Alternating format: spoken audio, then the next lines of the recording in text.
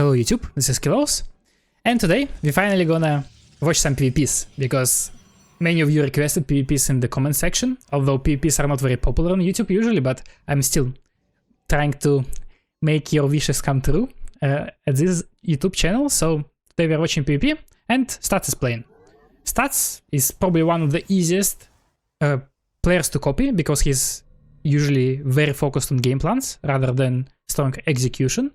And yeah, that's pretty much why we are watching these replays today. We're gonna watch one game of 1 gate expand and one game of 2 gate expand. So in this first game, on Side Delta, Stats is opening up with... I usually call it like a Chinese way of playing, because this is what I first saw from Chinese Protoss players. And this is when you delay your second gas a little bit, you don't chrono your Nexus second time, and you try to squeeze in a Nexus and cancel a Zealot and squeeze in a Nexus faster than your opponent, because if your opponent is actually going for a Stargate and you manage to cancel a Zealot and get a Nexus down, you might have a very comfortable game, right? Because you'll have enough Stalkers, your Blink will be quite early as well, because it's also my problem, kind of, is that when you play 1 gate against 1 gate, you're kinda, if you want to play mathematically perfectly, you're forced into playing Phoenix against Phoenix. And this is one of the best ways you can avoid this kind of Phoenix against Phoenix force. As you can see, Creator actually played a very solid opening here, and he blocked the Nexus just enough, so Stats actually finished his Zealot, was forced to build another pylon. But what's good about Stats is that he's so good with his game plans that he always knows what to do, and he always just follows his predetermined game plan, pretty much. And I think this is what separates him from many other Protoss players, is that he's so good at this, and he doesn't get lost that much. So after one chrono on the Stargate, we go for a second chrono on our Cybernetic core. The reason is just to have enough Stalkers for the first Oracle, I believe. We're gonna see if that's the case, if it's gonna work out. As you can see, not a single battery goes down actually. And actually, pay a close look at this pylon. This pylon is very good, because when we are defending against Oracles, in this situation, usually what happens? We have 3 Stalkers on the main base, we have 3 Stalkers on second base, right? And what a lot of the time is gonna happen is that Oracle is gonna fly in the middle of 2 bases, and they will either try to kill the props that are transferring from main base to second base, or they're actually gonna try to dive on NUT, right? If our Stalkers, let's say, are meeting Oracle on the, like here, like a little bit to the left. So that's exactly why this pylon is so good for spotting for this pylon. So the Oracle coming, so very easy defense. It's very easy to deal with Oracle when you meet it so early.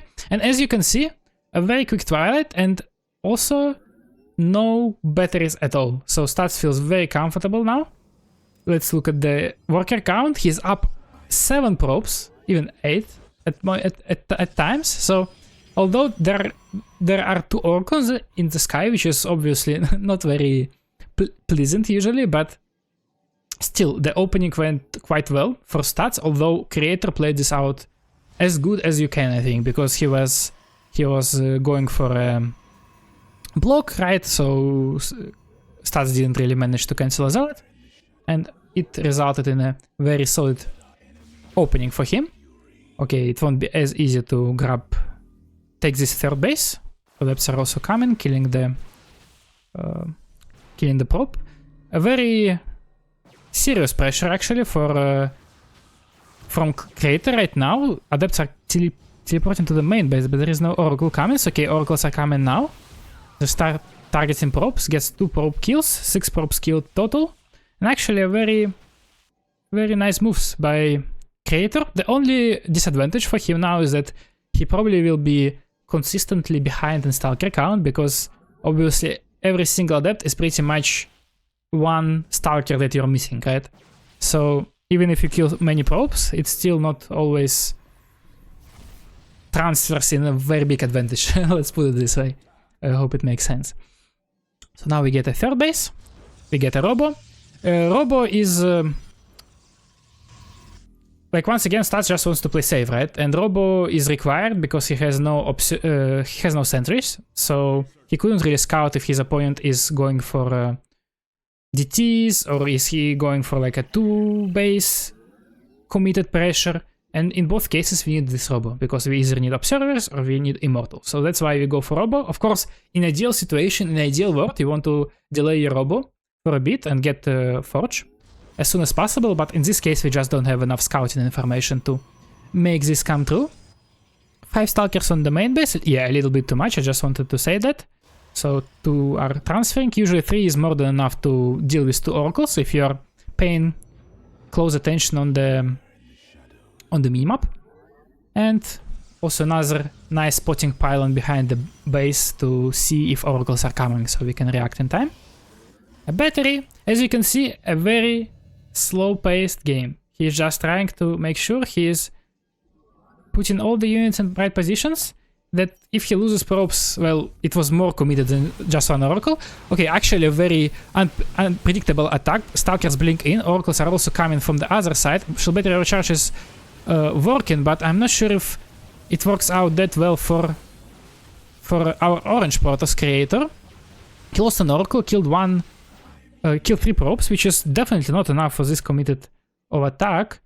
Okay, but I guess creator also had a base there. So still, I'm pretty sure it was at least even for our. I'm not even sure what this color is. I guess pink Protoss.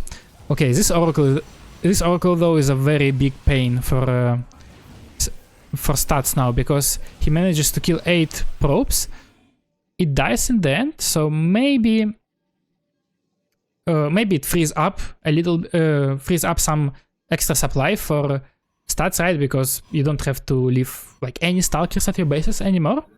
So next point of attention for Stats is Forge, right? You always wanna chrono your Forge in PvP, because no matter what you play, if you play Mass Stalker, if you play Zealot Archon, for any, actually a very cool move by creator, I really like it, just for Stalkers, to make sure you can kill a probe if it passes by. These Stalkers are forced back. So I was talking about upgrades, and this is the main focus in PvP. As you can see, he doesn't even chrono his probes that much anymore, he doesn't chrono his robos, he just chrono his upgrades, because no matter what style you play, you always want to hit a strong upgrade timing. 3 gas. At the same time, some Immortals are produced too, if we are being precise.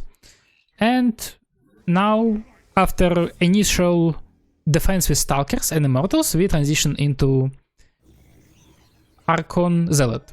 And this has been a primary way of playing PvP lately, when you just play your early game with Blink Stalkers.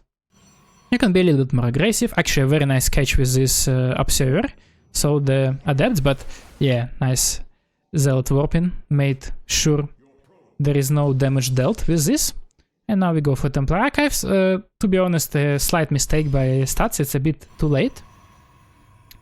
And we go for more gateways. Let's check the gateway count. T. So 8, and I believe there is 2 more on the way. So gateway count for Stats is 10. As you can see, right now, he's like, okay, I'll get 1 sentry just for Guardian Shield, because I believe all the other sentries died to this Oracle Stalker attack. And I just gonna make sure I have the strongest army possible at +2. So the logic is very simple. If you have the strongest army possible at +2, you will be able to hold any attack opponent throws at you, and if you feel strong enough, you can go across the map and also maybe even win the game with your units, right? Because if your opponent wasn't as clutch with his upgrades, Chronos, then he might just die to it. So first 2 Oracles hit the field, +2 is, as you can see, almost perfect timing of attack for Stats right now. Maybe he could be a little, like 5 seconds faster with that, but it's okay. Nice interception by creator with the Stalkers, but the Stalkers at the same time, they get hit a little bit, and I'm not even sure if creator has enough units at this point to deal with this attack. But at the same time, what was good for him is that he managed to kill this Prism, and Prism it's like a hero unit in PvP. Like, if you lose a Prism and you're attacking, most of the times, unless you're like tremendously ahead, you will lose the game. So you really have to babysit your Prism, and this is a point of critique for me. For stats, I think he was very... he didn't really use his Prism correctly, so that's a negative point. At the same time, he still doesn't give up, and he probably clicked on the units of Creator so that he's not at +2 yet. He saw the gases on the 4th base, so he's like, okay, my opponent is taken up, he's getting a 5th base as well, and I probably had a decent enough early game, so I can still push into. Stalkers are trying to poke on this 4th base, while Immortals and Zealots are holding this rest of the Creator's army, so I'm not even sure if Stats can push here, but I guess he's happy with this position, because this position actually feels a little bit annoying for Creator, because he's getting separated between his two bases, so it might be not that easy to pick a good fight. More gateways around the way. If you watch one of my previous videos, I said that it's once you're maxed, it's very important, and you start to get banked, it's very important to get extra gateways, because extra gateways is pretty much your you make your army supply higher. So that's exactly what Stats is doing. He also got a couple of extra gases, nice reaction time with this blink in, also some cannons, some batteries, and +3 timing is coming, so I'm pretty sure... Okay, so the fight is actually happening before this +3 hits the field. Cannons help, and I'm not even sure if Creator has enough units at this point. Like, he just loses the fight, and it feels like Stats just wins the game, just like that. Yeah, a little bit like unexpected finish to this game, because I think if this wouldn't happen, Stats would just go with his +3 timing, because he constantly checked how upgraded his opponent's army is, and if your +2 finished faster, then it means your +3 also gonna finish faster and you can attack. Let's jump into the next game. Golden Hour is our map 2. Stats is spine on the top left side of the map. And as you can see, he's already going for a cheeky play, which is Proxy Pylon.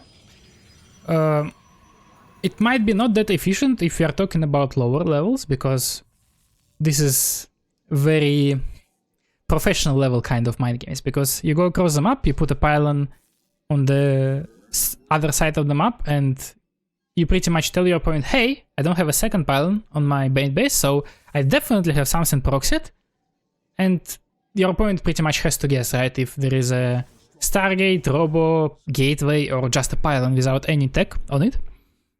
So it leaves your opponent guessing, and it makes it a very powerful tool in tournament matches. So when it comes to the build, also pay attention how Stats was queuing up his units. He first started his Stalker when the gateway was finished, and he started his Warp Gate right away. And he waited a little bit. The reason is because when you play a Proxy Robo, for example, or any tech after your pylon, you won't have enough money to build all the units, Warp Gate, and your proxy building, right? And obviously, if you proxy, you want to hit your building as fast as possible. You don't want to delay it for any kind of units. So that's why you kind of pretend that you are going for only one unit. And the second reason for that is that you want to delay your sentry a little bit, because it builds for 7 seconds less than a Stalker. So if you want to prevent your opponent from scouting your sentry for free, you really want to delay it. And of course you want to hide it, because your whole game plan for the early game is based on that. So now Stats sees that, okay, there is 3 pylons on the main base, there is no Stargate, no Quick Robo, because it could be a response to a proxy pylon from Stats. And he decides, okay, then it's all good, I don't need any more units, I see a Stalker on my opponent's base, so I don't have to care about adepts or anything like that. And I'll just go for Nexus, 2 more sentries, and a battery. A very safe play. Battery we don't really need against first 2 stalkers because we'll have 3 sentries and a stalker. We need a battery if our opponent commits into something more aggressive, let's say 4 stalkers. Then against 4 stalkers we really need this battery to make sure we don't get too much damage. Although I could argue with it a little bit, but today is not a video about my PvP, so let's just look at what Stats is doing. Another Stalker, just a very safe play. He doesn't wanna lose a game to 3-gate Robo, which can also be a good response against Proxy Pylon. Or like at least before people really used to do that a lot, because when we didn't have that powerful of sentry openings. Now the situation is a little bit different, so some sentries, so this build fell out of fashion a little bit. But at the same time, the hallucinated Oracle came, he saw that there is no tech, and he realizes, okay, this is just a normal macro game, everything is standard. Now the second hallucinations is going in, and he will try to get a look at his opponent tech. To be honest, I don't think it's that big of a difference for a Blink player, because you usually don't really care if it's Blink or Robo, your playstyle is about the same. 2 Stalkers are on the way, this is usually how you play Blink. Okay, he sees Blink, and now he's like, okay, my opponent is doing exact same thing. He's not proxying anything, because look at the pylons, he also scouted the pylons, he saw 1, 2, 3, 4. This is exactly how many, this is amount of pylons you need on 2 base. So he's like, okay, same amount of units, same amount of pylons, nothing is happening, I'll just expand, I'll get a Robo. And here is a little bit of unusual thing. Stats is skipping Stalkers, because usually what you would do, you would either continuously warp Stalkers, or you would make 2 Adepts to send them across the map. But in this case, Stats is kinda, I can't really tell you how much he skips, but for my guts, for my feelings, is like 1.5 warping, he gets 1 warping. So he just delays his Stalker production just a tiny bit. Yeah, and of course, like in this pro play, it's gonna be a lot gonna be done off feelings, but he does that because, okay, if my opponent doesn't have a proxy gateway, there is no way he's gonna punish me with constantly warping in Stalkers from the main base, right? And this was his game plan. I want to point out this pylon as well that he put, so if there is a Blink up, he will see it in advance. And as you can see, once again, Stats doesn't go for like many Stalkers. For example, that I think I would probably do. I would build more Stalkers, and I will try to find some damage. I will try to skill check my opponent with them. But Stats is saying, no, I won't do that. Instead, I will actually make sure nothing happens on my part of the map. I will cut Stalkers as much as possible, although I was going for a quick Blink. And I will just make sure that my timing, my game plan that worked in the previous game perfectly, will work again. So as you can see, this pylon actually... Oh, okay, this was not the pylon, sorry. This observer played a pivotal role, and it spotted this Stalker, so Creator actually lost his Stalkers on this move. At the same time, Adepts hit, but we lost 2 Stalkers, we used the recall, we lost 2 Adepts, so 4 gateway units for 6 probes. At this stage of the game, when Protoss is maxed on probes, you don't really care that much. I think you usually take this trade as Protoss very happily. Of course, if it would be more probes, we could say it's dangerous, but in this case it's not dangerous at all. We keep scouting, we now Stats realizes that he probably has an upper hand in his army quality. A way quicker Templar archive, so there won't be any delays with his warpins. He will be able to spend all of his gas and minerals at the same time. And now he scouts, he sees, okay, my opponent is doing exactly the same. He scouted the gas count, as you can see, he was like, okay, 3 gas. Nothing out of ordinary, no, would be a Robo Bay, no, nothing like that. So just 3 gases, so we're probably gonna play Archon Zealot Mirror. Let's see, at Immortal count, 2 Immortals on the side of Stats. At the same time, as you can see, he keeps producing probes. Okay, the Stalkers are actually coming very from an unexpected angle. I want to compliment Creator here. I really like when players are trying to skill check his opponent and find the openings in their play. I think this is a very good way of playing. But this is obviously not the only way of playing. So +1 is finished. It was chronoed very hard. Once again, we go for 10 gateways total. This looks like a magic number for stats. +2 started, a little bit of a delay, but it happens. And we go for War Prism. As I said, it's a hero unit that you have to... that is very valuable, so pretty much...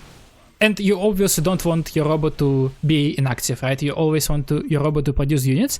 And usually we don't really want to make more than 2 Immortals in this matchup, unless you're playing against like a player who goes for mass Stalkers.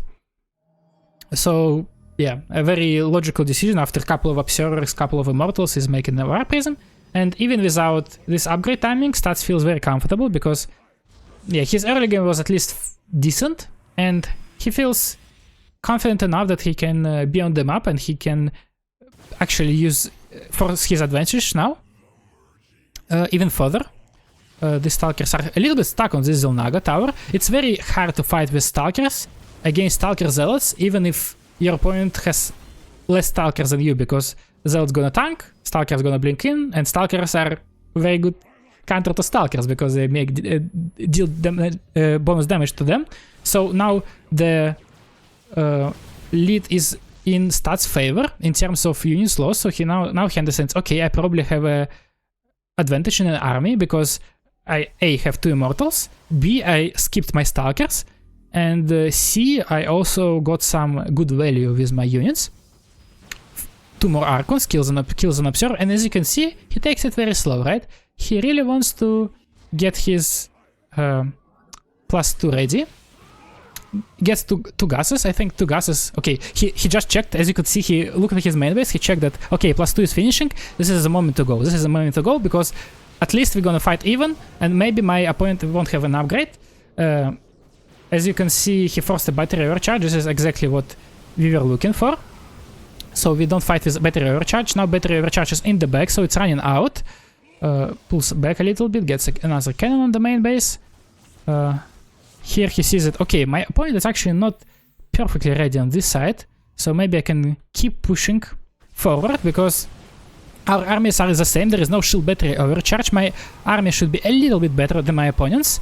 2 Immortals are also dealing damage. As you can see, Zealots are hitting Stalkers on the bottom side, and Immortals are also dealing a lot of damage. There's almost no Zealots left, and Stats is winning this fight very convincingly. Meanwhile, he has a 5th base. Meanwhile, he got more gases, and just like that, he takes a 2nd game of this series. Once again, a very planned game plan, I guess, and it worked out perfectly. That's it for me today. I hope you enjoyed this video, and see you next time. Bye bye!